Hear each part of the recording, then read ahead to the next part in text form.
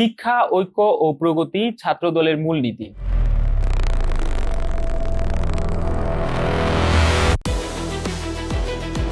এই মূলমন্ত্র নিয়ে ৪৭ বছর আগে যে কাফেলার যাত্রা শুরু হয়েছিল, বাংলাদেশের ছাত্র রাজনীতির ইতিহাসে তা এক অবিচ্ছেদ্য নাম।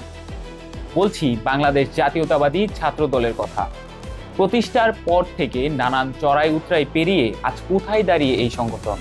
কেবল কি ক্ষমতার পালাবদল, নাকি ছাত্র অধিকারের এক দীর্ঘ ইতিহাস?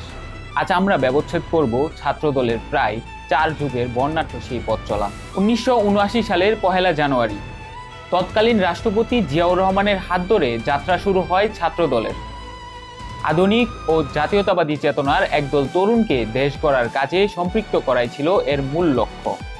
এই ঐতিহাসিক কাফেলার প্রথম সভাপতি ছিলেন এনামুল করিম শহীদ এবং সাধারণ সম্পাদক ছিলেন ডক্টর AKM গুলাম হোসেন। প্রতিষ্ঠার পরপরই ৮০ দশকে দেশের শিক্ষা প্রতিষ্ঠানগুলোতে অভাবনীয় জনপ্রিয়তা পায় সংগঠনটি।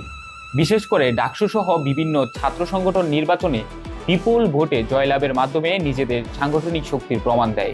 জিয়াউর রহমানের ১৯ দফা কর্মসূচি ছিল ছাত্র দলের রাজনীতির মূল ভিত্তি। ছাত্র দলের ইতিহাসে সবচেয়ে উজ্জ্বল অধ্যায় হিসেবে বিবেচিত হয় ৯০-এর স্বৈরাচার বিরোধী আন্দোলন। সামরিক শাসক এরশাদের পতনে ছাত্র দলের নেতাদের ভূমিকা ছিল অগ্রগণ্য। শহীদ জেহাদের রক্ত আর রাজপথের তীব্র আন্দোলনে পতন ঘটে স্বৈরশাহীর। শেষ ১.৫ দশক ছাত্রদলের জন্য ছিল সবচেয়ে বড় পরীক্ষা। ফ্যাসিবাদী শাসনামলে সংগঠনটিকে এক ভয়াবহ পরিস্থিতির মোকাবেলা করতে হয়েছে। দলীয় সূত্র এবং মানবাধিকার সংস্থাগুলোর তথ্য মতে এই সময়ে ছাত্রদলের অগণিত নেতাকর্মী গুম ও বিচার বহির্ভূত হত্যাকাণ্ডের শিকার হয়েছে। হাজার হাজার মিথ্যা মামলায় জর্জরিত হয়েছে সাধারণ কর্মীদের শিক্ষাজীবন। ক্যাম্পাসে প্রবেশ অধিকার হারানো থেকে শুরু করে চরম নির্যাতনের মুখেও রাজপথের দাবি ছাড়েনি এই জাতীয়তাবাদী শক্তি।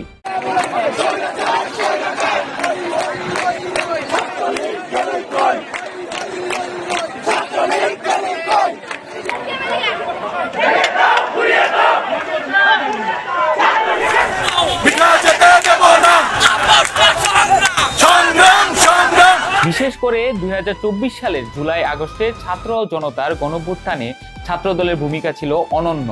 ১৬ জুলাই চট্টগ্রামে বৈষম্য বিরোধী আন্দোলনে পুলিশের গুলিতে বুক পেতে দেন ছাত্রদল নেতা ওয়াসিম আকরাম। তিনি ছিলেন এই আন্দোলনের অন্যতম বীর শহীদ। কেন্দ্রীয় তথ্য অনুযায়ী পুরো আন্দোলনে ছাত্রদলের প্রায় ১৪৪ জন নেতাকর্মী শহীদ হয়েছেন এবং পঙ্গুত্ব বরণ করেছেন কয়েক হাজার তরুণ। ৪৭ বছরে প্রাপ্তি আর অপ্রাপ্তির হিসাবটা অনেক বড়।